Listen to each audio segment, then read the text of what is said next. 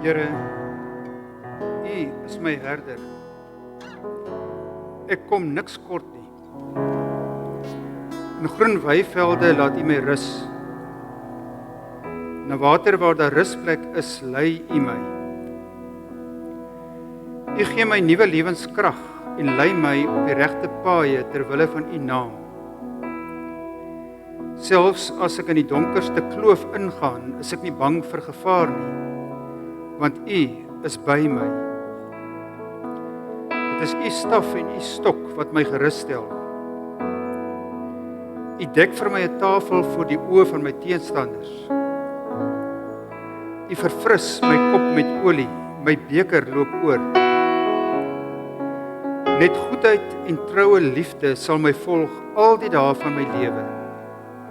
En ek sal terugkeer na die huis van die Here tot in lengte van dae. Amen.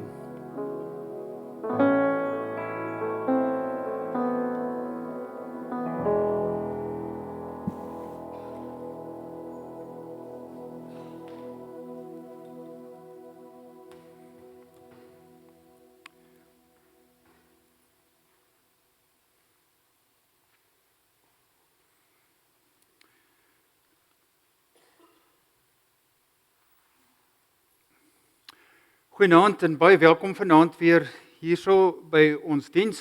Ek is bly om julle te sien dat julle daarom nog uithou met my. Ek gaan net weer 'n boek of twee bekendstel, een so tydens sy diens, maar ek wil net sê hierdie een was nie vroeër nog hierso nie. Dis leer ons bid. Dit gaan juis daaroor hoe om te leer om luisterend te bid. Soos ek gisteraand gesê het, gebed bestaan nie net daaruit dat ons vir God vertel wat op ons harte is nie, maar ook dat ons moet leer om te luister wat op sy hart is. Nou hierdie boekie gaan veral daaroor. Dit is ook ingedeel in 52 weke wat jy elke dag van die week 'n gedeelte kan vat en te leer luister daarna. Dit is ook gebaseer op die Onse Vader gebed. So dit alles kom daarin na vore. Goed, so ons het gisterand nou gepraat oor net een ding is noodsaaklik, soos Jesus vir nou Martha gesê het, toe sy nou 'n bietjie ontevrede is oor Maria wat net by sy voete sit. Toe sê sy, maar dit is al wat noodsaaklik is. Dis die ding wat belangrik is, om te leer om by sy voete te sit en na hom te luister. Nou, as jy nou mooi daaraan dink, maak dit geweldig baie sin. Want jy sien, as disipel en as kind van God, volg jy vir hom, vir Christus, die Here. Hy is die een wat vir jou die pad wys. Nie mense nie. Nie 'n pastoor nie, nie 'n predikant nie, nie 'n kerk nie, nie 'n vriend nie, nie 'n vriendin nie, net hy. Nou die Here gebruik die kerk en pastore en ander, maar dit kan ook partykeer verkeerd oorkom of misleidend wees. Ek vind dit baie keer byvoorbeeld dat ek iets sê, maar mense hoor iets anders as wat ek sê. En dis nie altyd so duidelik nie, wat bedoel word nie. Ek bedoel miskien een ding, maar jy hoor 'n ander ding en dan gaan jy sê Dion het so gesê. So moet asseblief net nooit uitgaan om goed te gaan doen wat Dion gesê het nie. Dis nie waaroor dit gaan in disippelskap nie. Jy moet leer om te doen wat God vir jou sê, en dis waarom Jesus gesê het, hy doen net wat hy die Vader sien doen, en hy sê net wat hy die Vader hoor sê. Want ek mag dalk hier in 'n oomblik van net vir jou 'n punt te maak, sê man, jy is stupid as jy dit doen, gaan stamp jou kop teen 'n muur, en dan gaan sê vir die mense, Dion het gesê, mens behoort jou kop teen 'n muur te stamp. En jy gaan vra maar eers vir die Here, wat moet jy doen? So, vanaand wil ons dan praat oor die stem van die herder, en hoe luister ons vandag in ons tyd na die Here? Want Maria kon by sy voete sit, sy kon na sy woorde luister, fisies terwyl hy daar was. Hy is nie fisies by ons nie. So hoe kan ons vandag seker maak ons luister na sy stem? Nou ek glo Jesus het vir ons lering gegee daaroor, en die disippels het dit gehoor, of ten minste vir die disippels lering gegee. Hulle het dit gehoor en dit is later opgeskryf. En een van die baie treffende gedeeltes het Johannes opgeskryf in die 10de hoofstuk van Johannes, wat ek dink baie van julle baie goed ken. So ek gaan net 'n paar verse daaruit lees. En julle sal sien, dit gebruik dieselfde metafoor as in Psalm 23 van die herder en die skape. En Johannes sê, Jesus het op 'n stadium vir hulle gesê, ek sê vir julle, wie nie by die hek van 'n kraal ingaan nie, maar van 'n ander kant af inklim, daardie man is 'n dief en 'n rower. Maar hy wat by die hek ingaan, is 'n herder van die skape. Vir hom maak die hekwagter oop. En die skape luister na sy stem. Hy roep sy eie skape op hulle naam en lei hulle uit. En wanneer hy al sy eie skape uitgelei het, gaan hy voor hulle uit en hulle volg hom, omdat hulle sy stem ken. Hulle volg hom omdat hulle sy stem ken. Jy sien, dit is crucial, dit is belangrik om sy stem te ken. Dan sê hy, hulle sal 'n vreemde nooit volg nie. Vreemde stemme sal hulle nie volg nie. Maar van 'n vreemde stem wegvlug, omdat hulle die stem van vreemdes nie ken nie. En dan het hy nou verder aangegaan en later weer teruggekom by dieselfde voorbeeld en meer gesê daaroor. Nou, vir ons mag dit vreemd klink as hy nou so praat oor 'n herder en sy skape, want ek meen, dis nie soos ons met skape boere in Suid-Afrika nie. Die boere hier jaag skape in 'n groot kamp en hulle loop daar rond op hulle eie en so. Daar's nie 'n herder nie.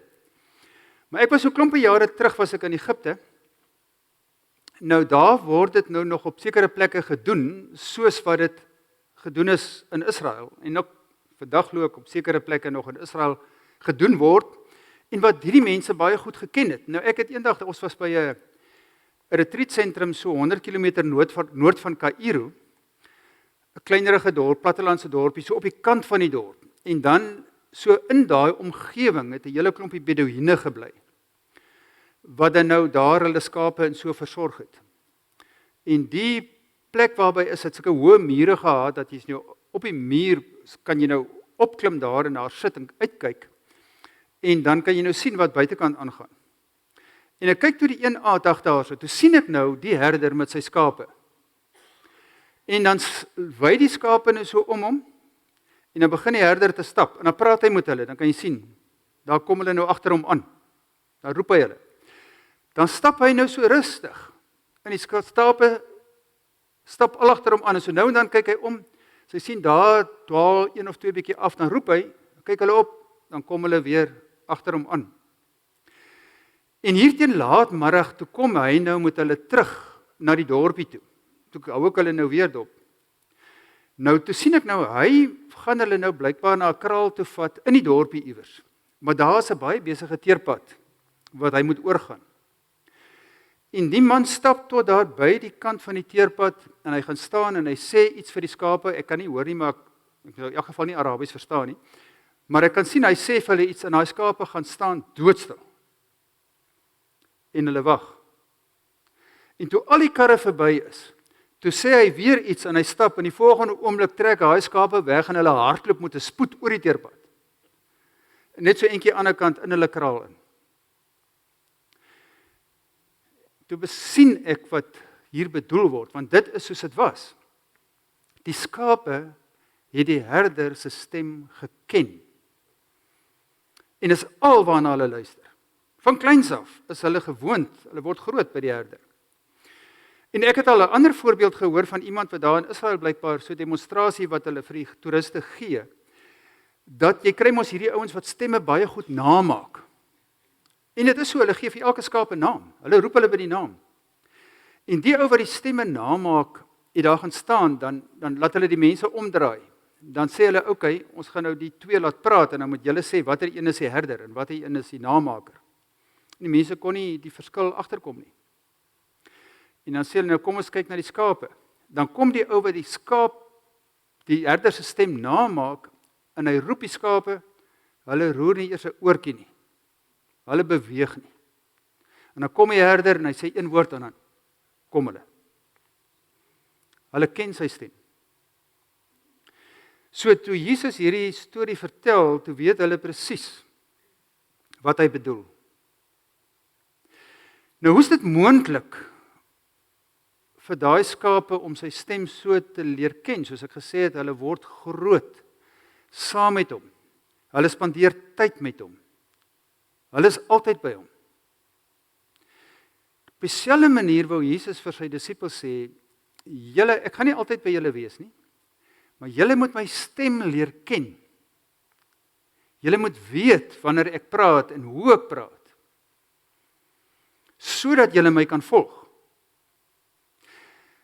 Nou, dit veronderstel hierdie hele storie of hierdie hele boodskap wat Jesus vir sy disippels gee, veronderstel dus dat Jesus van die skape sy volgelinge verwag om tyd met hom te spandeer, om agter hom aan te loop, om hom te volg, dat hulle hoogste prioriteit sal wees om die herder te volg, en nie om hulle eie dingetjies te doen nie. Om agter te kom, waarheen vat die herder my? Hy weet waar ek kos kan kry, hy weet waar daar water is, hy weet hoe my te versorg. En die sorg van die herder kom ook baie goed uit in Psalm 23. Want die herder sit in die aand ook die skape letterlik versorg, en gekyk vir vlooie en gogga se goed en afgetrek, en hy salf my kop met olie, hulle het olie en goed gehad, wat hulle die skaap mee gesalf het. Die stok en die staf, wat ons nog in die ou vertaling van Psalm 23 ook gebruik het, die stok was soos 'n knopkierie, waarmee die herder die wilde diere kon gooi en wegjaag, sodat die skape beskerm word. En die staf was hierdie lang herderstaf, wat ons nou altyd op die kerskaartjies gesien het. En nou is dit, kyk, en hy sê, hy lei my na waters waar daar rus is. Want 'n skaap kan nie in bewegende water drink nie. Hierdie wolle van hulle hiervoor raak so swaar, dat dit hom aftrek in die water en hy weggespoel word. Maar in stilstaande water is die skaap veiliger. En dan as 'n skaap in die moeilikheid kom, dan vat hy daai staf en hy trek hom uit. So die skaap is net veilig by die herder. So eintlik wat Jesus sê, jou sekuriteit en beskerming en veiligheid lê daarby om naby my te bly, my te volg, in my teenwoordigheid te wees. En die hele vertelling gaan ook daaroor dat Jesus nie, die gevare van die lewe ontken nie, die moontlikhede om nog altyd foute te maak nie. Hy sê, daar's ook ander stemme. Daar's ander stemme wat jou gaan probeer weglyk en wegtrek. En hy sê ook, Psalm 23 sê Dawid, al gaan ek deur 'n dal van doodskade wees, daar kan moeilike tye kom. Hy sê nie, dit gaan nie gebeur nie. Maar hy sê, nogtans weet ek, U is by my. Die herder gaan my daar deurvat, ook in die moeilike tye. En dan waarsku hy hulle hierso, in Johannes 10 vers 10, dan sê hy, en daar's ook 'n dief. En die dief kom om te steel en te slag en uit te roei. Die dief gaan sy bes probeer om jou van iets anders te oortuig. Om te sê, nee man, jy weet, daai ding, jy kan nie vandag so leef soos daai, jy kan nie net vir Jesus volg en na hom luister nie. Jy moet jou gesonde verstand gebruik en jy moet jou eie ding maak en jou eie paadjie uitkrap en jy moet maak soos wat jy goed dink. Jy moet vir jouself sorg en jy moet vir jouself, 'n lewe uitkrap in die wêreld. En die dief gaan sy bes probeer om jou in 'n lewe in te trek, wat jou so besig hou, dat jy glo om jou praktyke en jou sekuriteit te behou en aan die gang te hou, is daar nie genoeg tyd om na die herder te luister nie. Want jy is te besig. En ek sê dit nie nou maar sommer net nie, ek het dit deur die jare by soveel mense gehoor. Sê Dion, jy weet, ek wil so graag tyd maak om by God, maar ek is te besig. Want dis die dief se strategie, hy wil jou so besig hou, en hy wil jou laat glo dat die goed waarmee jy besig is, so lewensbelangrik is, dat jy dit nie kan bekostig om na die herder te luister nie. Maar hy sê sy doel is om te steel, en te slag, en uit te roei. Dit gaan nie werk nie. Jy kan nie sonder die stem van die herder, as jy sê jy's 'n kind van God en jy wil in sy wil leef, dan moet jy leer om na hom te luister. En jy moet sy stem leer ken. Nou vra mense baie keer, nou maar hoe luister ek nou vandag? Hoe weet ek nou vandag? Hoe praat God? Nou daar's 'n paar kenmerke van God se stem wat ek in maniere wat ek nou vanaand kort met julle wil deel, wat ek dink baie prakties is en baie belangrik is. En dis nou nie almal wat ek uitgedink het nie, ek het maar weer by ander mense geleer wat ook geleer het om na sy stem te luister. Maar jy weet, daar's sekere goed wat eintlik so vanselfsprekend is. Ek het so 'n klomp jare terug, het ek hier onder by Kensington gemeente, Pinkster gehou. En daar was nou 'n klompie kinders ook, die Sondagoggend is nou eers 'n klompie kinders daarvoor, en ek met hulle gesels, en toe gaan hulle nou uit soos baie gemeentes maar maak. En ek vra vir die kinders, hulle weet mos nou almal van Jesus. En ek vra vir die kinders, weet julle, hoe dink julle, het Jesus se stem geklink? Hoe was sy stem? Weet jy wat sê hulle vir my? Vriendelik, vol liefde. Hulle het so klomp sulke goed genoem. Spot on. Dis so sy stem is. Die kinders weet dit. Die stem van die herder is altyd vriendelik, dis verwelkomend, dis duidelik, dis verstaanbaar, dis helder, dit kom met gesag. Dis nie soos die dief praat nie. En dis een van die belangrike dinge om te weet en te verstaan. Die herder sal jou nooit dreig nie. Hy sal jou nie probeer bang maak en sê, hoorie, as jy dit of dit doen nie, dan beland jy in die hel nie. So, jy weet, hy het nie bangmaak tegnieke nodig nie. Hy sal jou nie forceer om iets te doen nie. Hy sal nie hier allerhande waarskuwings oor jou kop gooi en as jy nie dit en dit nie, en dan sal dit en oppas vir dit. Dis nie soos die herder praat nie. Baie mense raak teen mekaar, want dit is stemme wat hulle hoor, jy weet, en hulle is bang vir God. Omdat hulle hierdie goed van, as ek nie dit nie, wat dan, en dan gaan ek in die moeilikheid kom, en dit voel, as ek nie, ek weet, mense sal dit self sê, en dit moet ek ook sê, daar is ongelukkig mense wat God se stem misbruik om ander mense mee te manipuleer. Nou ek sê nie daar's baie mense nie, ek sê net dit is so, dat mense bedag kan wees daarop. En dit is gewoonlik mense wat na jou toe kom met die woorde. Die Here het vir my gesê, ek moet vir jou sê. En dan wil hulle nou vir jou sê wat die Here vir hulle gesê het jy moet doen. En dan moet jy dit nou doen. Jy kan myself na die Here luister. Dit is, ek sê nie altyd nie, meerderheid, my ervaring, is manipulasie. As mense na my toe kom met sulke woorde, dan sê ek net, ja, dankie nie, maar ek sal maar self na die herder luister.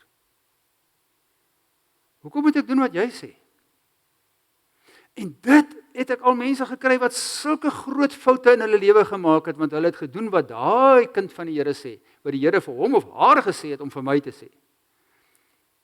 Nou as die Here wel so iemand op die hart lê om iets vir jou te sê, dan kan jy ook sê, dankie, ek sal gaan bid daaroor, en ek sal met die Here praat daaroor, en ek sal vra vir hom, of dit wel so is, en as hy dit vir my bevestig, ja, sê ek dankie, die Here het dit bevestig. Maar as ek met die Here daaroor praat, en ek kom duidelik agter, nee, hoorie, hier is iets nie lekker nie, sê ek net, sorry, dis nie van God af nie. So moenie net alles vir soetkoek opeet, wanneer iemand vir jou sê, die Here het vir my gesê om vir jou te sê nie. Kan gevaarlik wees. So die herder praat ook nie so om vir mense, en dit mense gebruik dan baie keer ook 'n bangmaak tegniek, en sê, as jy dit nie doen nie, dan moet jy weet, daar gaan konsekwensies wees. Nou is jy nog bang ook. Sê nou, ek is nou ongehoorsaam, wat gaan dan met my gebeur? Ek meen, dit is net nie soos God werk nie. So, daarom is dit verskriklik belangrik, dat ons moet leer self luister. En dan natuurlik, een van die beste hulpmiddels wat ons het, om die manier van God se praat en sy stem te leer ken, is die Bybel. En dit is ook waarom dit belangrik is om die Bybel te lees en te oordink. En terwyl jy dit doen, te wag op die Here.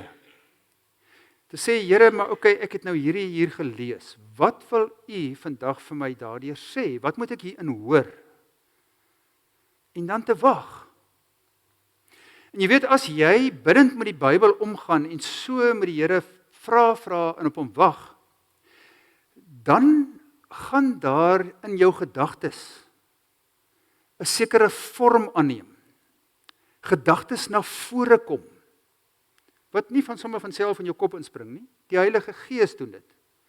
Dat as jy daai gedagte kry, dan weet jy net, wow, dit maak sin. Dis eintlik so logies. Hoekom het ek nog nooit daaraan gedink nie? Dis verhelderend. Dis baie keer so, wow, ja. Dit klink reg, dit klink goed, dit klink net goed en reg. Ek nog altyd hoef jy nie oorhaastig te wees nie, want ek praat nie hier van net goed wat die Here vir jou sê om te gaan doen nie. My ervaring is meeste van God se praat met ons gaan daaroor om jou op te bou en te bevestig in jou menswees. Om vir jou te herinner daaraan, my kind, ek is lief vir jou. Ek gee om vir jou. Jy is my kosbaar. Moenie bang wees nie. Moenie twyfel nie, ek is by jou. Vertrou my. Wees rustig. Wees stil en weet. Weet, dit gaan oor daai begeleiding van God, om in daai rowwe tye ook, net te gaan sit, en daai bevestiging by hom te kry. Okay, jy's nie alleen nie. Dis nie die einde van die wêreld nie, ek is nog hier, ek hou jou vas. Ek dra jou. Dis nie soveel kere opdragte, gaan doen dit en dat nie. Dis 'n persoonlike verhouding, waarin hy jou wil leer, om hom te ken, en sy stem te leer ken, sodat jy hom kan vertrou. Nog 'n baie belangrike riglyn, en dis verskriklik belangrik, want ek kom agter baie mense, nou as hulle die Bybel lees, dan kom hulle in die Ou Testament, en dan lees hulle daar goed wat, wow, hier sê God daarom nou 'n vreemde ding. En dan maak hulle allerhande goed daarmee, en ek meen mense, jy kry mense wat, jy weet, hulle werk met die Bybel. Deur dit te lees en te analiseer en te probeer verstaan, en dan maak hulle hulle eie teks, hulle eie boodskapie daar uit. Hulle wag nie op die Here nie, hulle luister nie na hom nie. Hulle besluit dan wat hierdie deel sê. En op die ou end, nou ek hoor nou mooi, ek sê dit met respek, dan word die Bybel hulle God. Nie God nie. So hulle laat nie toe dat God met hulle werk deur die Bybel nie. Hulle werk met die Bybel. En hulle besluit dan wat die Bybel sê. En dit wat hulle besluit het, die Bybel sê, dit word hulle God se stem. Dis ook 'n baie gevaarlike ding. Want jy sien, die Ou Testamentiese mense het nog nie alles verstaan nie. Jesus was nog nie daar nie. Hulle het op baie plekke ook maar vir God verkeerd verstaan. Nou mag jy sê, hoe kan jy so sê, dit is dan geïnspireerd, maar as ons sê die Bybel is die geïnspireerde, gesaghebende woord van God, dan beteken dit nie elke vers in die Bybel en elke teks oral in die Bybel is gesaghebend en geïnspireerd nie. Daar is baie goed wat die mense se eie verstaan was. Nou, dit behoort eintlik logies te wees, want die Bybel sê die aarde is plat. Ons weet hy is nie plat nie. Die Bybel sê 'n klomp goed wat ons vandag weet, dit is nie so nie. Dit is blootgewoon hulle verstaan gewees. Maar die lyn van wie God is en God se verhouding met die mens en dat dit op God se hart is om vir ons 'n God te wees en dat ons sy kinders moet wees en dat hy goed en genadig en barmhartig en vol van liefde en ontferming is, daai lyn loop van Genesis af soos 'n goue draad dwars deur die Bybel tot Openbaring. Daai boodskap is geïnspireerd, is gesaghebend, is waar, is betroubaar. Dit is waaroor dit gaan, as ons sê, dis die geïnspireerde woord van God, is daai sentrale boodskap wat ons moet hoor in die Bybel. So jy kan in die Ou Testament goeders lees. Jy sê, hoe verstaan ek dit? Nou wil ek vir julle sê 'n baie belangrike ding om te weet en te verstaan. En dit kom ook nou in hierdie boekie, Die Stem van die Herder, ek gaan nou 'n bietjie meer daaroor praat, wat een van die skrywers hier, Eugene Peterson, sê, om die Bybel te verstaan, moet jy verstaan dat Jesus is die konteks waarin alles verstaan moet word. Jy kan nie die Bybel los van Jesus verstaan nie. So as jy in die Ou Testament iets lees wat strydig is met wie Jesus is en hoe Jesus was, dan kan dit nie waar wees nie. Want Jesus is die helderste en duidelikste openbaring van God wat ons het. In Jesus het God op die duidelikste manier met ons gepraat oor wie hy is, hoe hy is, wat op sy hart is, die manier hoe Jesus met mense werk, hoe hy mense ontvang en innooi en verwelkom, hoe hy mense nie afskryf en kritiseer en wegjaag nie, dat hy vir die randfigure gekom het vir die mense wat die 99 skape wat weggedra, ag die een wat wegraak. En daar is altyd vir daardie mense wat so eenkant is. Die vrou by die put wat 5 mans gehad het. Die vrou wat met klippe doodgegooi word. Ek meen nou, hulle wou met klippe doodgooi. Die melaatse, die verlamdes. Dis mense wat Jesus se hart voor het. So as jy iets in die Bybel lees wat anders is as wat Jesus is, dan kan dit nie reg wees nie. Dit moet verstaan word in die lig van wie Jesus is. Dit sê vir ons wie God is. En dan sal jy sien, dwars deur die Ou Testament, kom hierdie een gedagte wel, wat presies is soos Jesus is, gereeld voor, dat God genadig en barmhartig, vol van troue liefde en ontferming is. Nou die Ou Testament in Hebreëus is daar 'n woord vir God se troue liefde. Dit word in die meeste Afrikaanse vertalings, die nuutste vertaling, vertaal met troue liefde. En dis die woord gesed. Nou dis 'n woord wat eintlik nie vertaal kan word nie. Dis 'n woord wat geweldig ryk is aan betekenis van God se hart van omgee en liefde en betrokkenheid, wat die herder eintlik is. Hy sê, dit is wie God is. Dit is soos Jesus was. Vol daarvan. So, as ek dan nou stil word en luister, daai gedagtes wat by my opkom, wat verhelderend is, wat insig gee, wat ek net sin maak en betekenis gee, skryf hulle neer. Nou die mense wat disippelskap gedoen het of doen sal weet, ons moedig mense aan om te skryf asof God direk met jou praat. Skryf, my kind, ek wil vandag vir jou dit en dit sê. Nou weer as mense wat sê, nee, dit is bietjie arrogant. Hoe kan ek nou maak asof God so direk met my praat? Dit gaan nie daaroor nie. Dit gaan nie daaroor dat jy jou oopstel vir wat God vir jou wil sê en die Heilige Gees mee besig is en jy dan die gedagtes neerskryf wat opkom. En weet jy, ek het dit nou al so baie in disippelskapgroepe beleef en gesien. Dan kom die groepe bymekaar en dan sal iemand nou lees wat hulle geskryf het. Dan is almal tjoepstil. Wow. En jy kan hoor, dis nie maar sommer 'n paar goed wat die persoon uitgedink het nie, jy kan hoor. Dis gedagtes wat God by daai persoon laat opkom het. En dit is nie altyd so nie. Mens kan foute maak, maar so leer jy, want nou as jy teruggaan en gaan kyk wat jy geskryf het en dit weer oordink, ek meen dit gebeur met my ook baie. Dan kyk ek hier en sien ek, nee, wat hierso was dit maar ek maar bietjie my eie dingetjies ingedruk. Want jy sien, is 'n ander belangrike beginsel.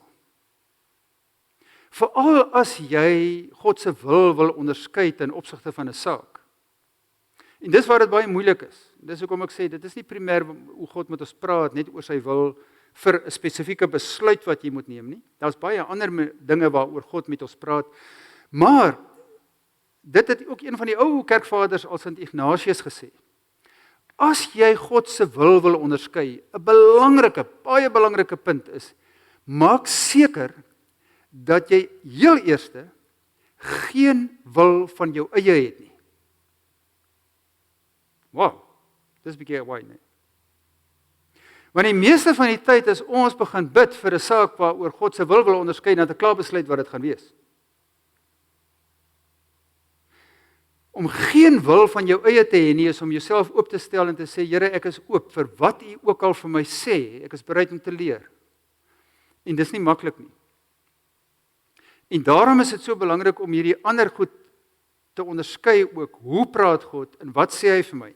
Nou, ek wil uit hierdie boekie Die Stem van die Herder, soos ek gesê het, ek het by baie mense geleer, net 'n paar gedagtes moet julle deel, om dit uit te lig, hoe duidelik en helder dit kan wees. Nou, hierso is een byvoorbeeld Sint Teresa van Avila.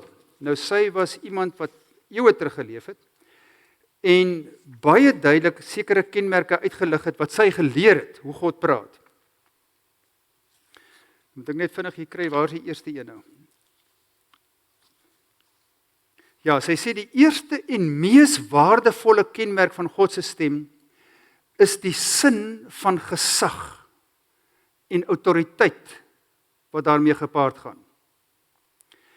Dit gaan by die indrukke wat ons van God ontvang, glad nie oor die hoeveelheid van indrukke of gedagtes wat na vore kom nie, maar veel eerder oor die gesag waarmee slegs 'n paar woorde na jou toe kom. Nou dit het ek al baie keer beleef. Dit gaan nie oor vreeslik baie nie, die gesag, die impak, met ander woorde, wat daai gedagtes maak, is net van so aard, dat jy weet, hieraan moet ek aandag gee. So dis die eerste een. Sy sê die tweede teken, is dat daar dan dikwels 'n groot rustigheid in jou binnewêreld kom. Die innerlike vrede word herstel en die persoon is weer gereed om God se lof te besing. Nou dit is, jy weet, baie keer as 'n mens onseker is, as dinge nie reg is nie, dan is daar 'n onrustigheid binne jou. Jy voel net dinge is uit plek uit. Maar as daai woord met gesag na jou toe kom, dan herstel dit ook baie dikwels daai rustigheid, dat jy net weet, ja, okay, dit klink reg. Een van die ander ouens wat ek hiervan praat, Ignatius het dit genoem, is 'n sin van konsolasie. Jy voel net, dis reg. Die derde een, sê sy, is dat daardie indrukke of woorde vir 'n baie lang tyd in jou geheue bly. Sommige daarvan verdwyn net nooit weer nie. Dit kom met soveel gesag en soveel helderheid, dat dit jou bybly. Nou, julle sal weet, dis baie keer as jy nou maar 'n Bybel lees of 'n boek lees, en jy lees 'n mooi gedagte, môre oormôre dink jy, wat het ek nou weer gelees? Dit was so mooi, ek wil dit so graag onthou, maar nou onthou ek dit nie meer nie. Ek meen, dis net te sê, God het jou nie daardeur bemoedig nie. Maar wanneer God iets op jou hart wil lê wat belangrik is, dan gaan jy dit nie sommer so vergeet nie. Dit bly by jou. En dan die vierde een, sê sy, is daar 'n groot verskil in die woorde self. Die woorde of indrukke wat na jou toe kom, is net baie meer betekenisvol en waardevol as normale woorde. En daai ding wat sy nou gesê het, dit maak nie saak hoeveel woorde dit is nie. Die impak wat dit het, is baie keer net, as dit een sinnetjie is, dan het dit 'n impak op jou, wat jy net weet, maar hieraan moet ek aandag gee. So, daar is verskillende sulke goed. Dallas Willard praat ook hier oor, ek haal hom ook hier aan, hoe hy sê daai kenmerke, hy praat ook oor die gesag van God se stem, die feit dat dit altyd in lyn is met wat die skrif vir ons leer. Dit is sulke duidelike kenmerke wat ons kan leer ken. Dan, wat vir my ook baie treffend is by van hierdie mense wat ek nou hier aanhaal, is, ja, Eugene Peterson sê, God maak nie toesprake nie, maar hy gaan in gesprek met jou. So baie keer is dit, jy weet, jy luister en jy kan praat en jy kan antwoord.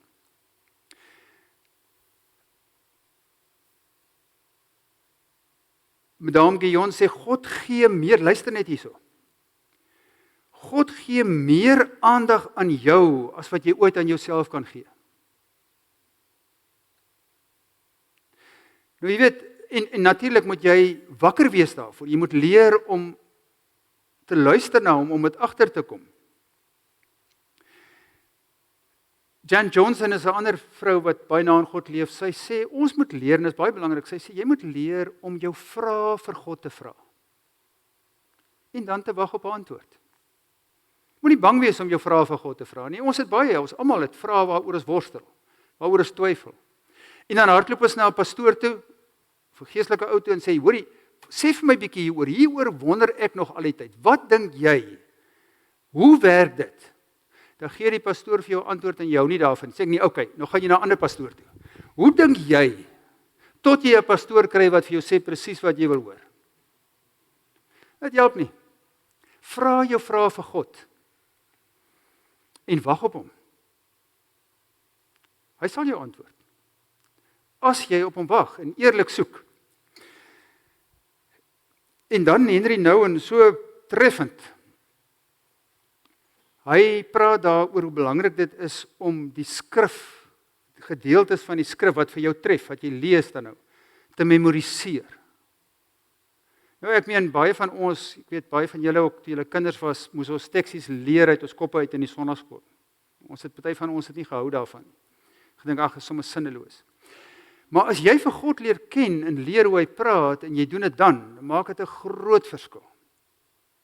Nou vertel Henry Nouwen hoe hy self in sy lewe sekere gedeeltes, ook van sy kinders daar af moes leer en later wou leer, soos Psalm 23 en soos ander skrifgedeeltes, 1 Korintiërs 13 oor die liefde, en hoe hy dan partykeer so skrifgedeelte vat en vir 'n maand of 2 daarmee loop en dit memoriseer en bepeins en oordink. En toe sê hy, toe kom hy agter, dit word soos portrette op die mure van sy hart. Dat daardie skrifgedeeltes, wat hy so oordink en bepeins, bepaal op die ou end hoe hy dink en optree in sekere situasies. Dat as hy in 'n situasie kom waar dinge nou moeilik is en dit raak warm, dan hang daai portret daar van 1 Korintiërs 13 wat sê die liefde is geduldig. Die liefde is vriendelik. Die liefde hou nie boek van die kwaad nie. En hy sê dan vorm dit hom. Dit lei hom in sy optrede en reaksie. Want wat die herder sê is belangrik. So dis baie praktiese maniere hoe ons kan leer om aandag te gee aan wat die herder sê en hoe hy ons lei en hoe hy met ons praat. Hier's 'n baie iemand anders wat baie bekend geword het die wêreld oor, hy het 'n klein ou boekie geskryf, Brother Lawrence, van julle het dalk al van hom gehoor. Nou Brother Lawrence het 'n kostelike storie. Hy wou baie graag 'n priester word. Dit was hier min of meer in die middeleeue wat hy geleef het, naby die reformatie in daai tyd. Hy wou graag 'n priester word, maar hy was nie intellektueel genoeg nie. Hy was nie akademies sterk genoeg nie. Toe word hy 'n kok in die klooster. Hy het nou wel by 'n klooster aangesluit, kok geword, wat natuurlik 'n kok het maar 'n redelike besige werk in die klooster, van etes voorberei deur die dag, 3 maal op 'n dag. Maar dit was vir hom belangrik om alles wat hy doen in God se teenwoordigheid te doen. En hy het geleer om bewus te bly daarvan dat God teenwoordig is en sy gedagtes op God te rig en sy gedagtes oop te stel vir God. En 'n belangrike waarheid wat ons almal moet leer, dat die herder praat nie net as jy Bybel lees nie. As jy sy stem leer ken, het praat hy ook deur die dag met jou. En leer jy om indrukke wat van hom afkom te onderskei. En hy het so in God se teenwoordigheid geleef en geleer luister na hom, dat van die ander mense, en selfs van die priesters, na hom toe gekom het, om vir hom te kom geestelike raad vra. En later het hulle vir hom gevra, maar skryf asseblief vir ons neer. Mense het vir hom ook vrae gevra per brief, en dat hy briewe teruggeskryf. En dis hoe hierdie boekie wat oor sy lering gaan, Practicing the Presence of God. Jy kry dit nog in baie boekwinkels wat hy geskryf het, maar is eintlik 'n samestelling van sy briewe, van die beginsels wat hy geleer het. En dit is baie prakties, so van toepassing. So wat ek vanaand met julle wil deel, en net wil van bewus maak. Dit is moontlik om die stem van die herder te leer ken, om aan aandag te gee en om hom te volg. Maar dit is nie baie moontlik vir 'n luiskaap wat nie wil oefen nie en wat nie wil luister nie en wat nie tyd spandeer met die herder nie. Dis belangrik, die tyd, die verhouding, want dit is waaroor dit vir God gaan, die verhouding. En vanuit die verhouding vloei dit wat op God se hart is vir jou. Dat jy kan leer om te doen wat die herder vir jou sê. En nie al hierdie ander stemme wat baie keer vir jou wil voorskryf. Jy weet, jy kry baie keer veral jong kinders van die Here wat by 'n gemeente aansluit, as hulle vol vuur en vlam en hulle is gewillig en alles, en dan hierdie een sê doen dit en daai een sê doen dit en daai een sê doen dit, en hulle is later so besig met so baie dinge dat hulle ook nie meer by die herder uitkom nie. Maar om te leer, wat sê die herder vir my? En nie wat elke ander leier of wat ook al vir my sê om te doen nou, dink dit is wat nou reg is nie.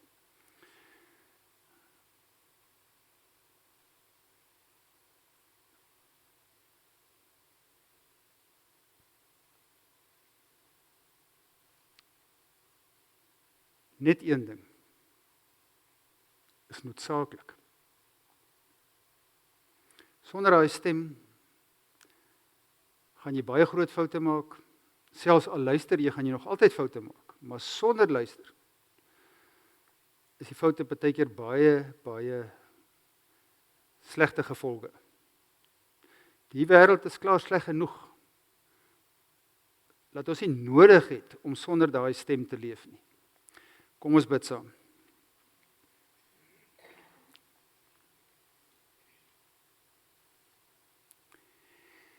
Ek gee eers weer 'n paar oomblikke van stil gebed, net dat jy kan nadink oor wat jy by God vanaand gehoor het, en dan vir hom sê wat op jou eie hart is.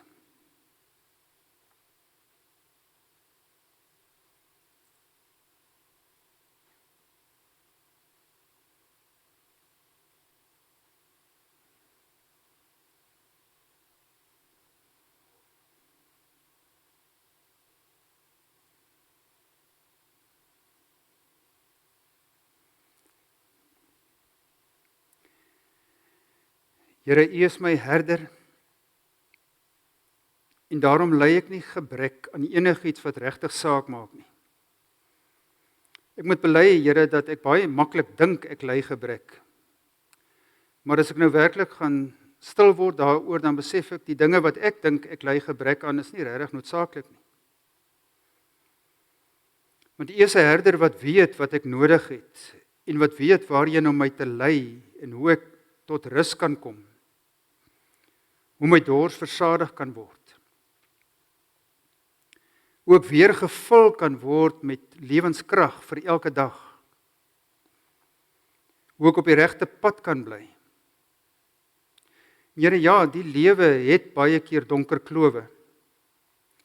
En ons kan nie vermy om daardeur te gaan nie. Maar nou leer ons selfs dan is dit nie nodig om bang te wees nie, want U is ook dan by my. U stok en U staf is daar om my te beskerm en my te vergesel. En op die ouend sal U weer vir my 'n tafel dek, my by U tafel laat aansit, my met U liefde en omgee bederf, my U goedheid laat beleef. Want net goedheid en U troue liefde, U gesed, sal my volg al die dae van my lewe. Daarom wil ek altyd weer terugkeer, Here, na U teenwoordigheid. By U kom rus en stil word om te hoor wat op U hart vandag vir my is. Vang nou die seën van die Here en gaan dan in sy vrede. Die Here sal jou seën en jou beskerm.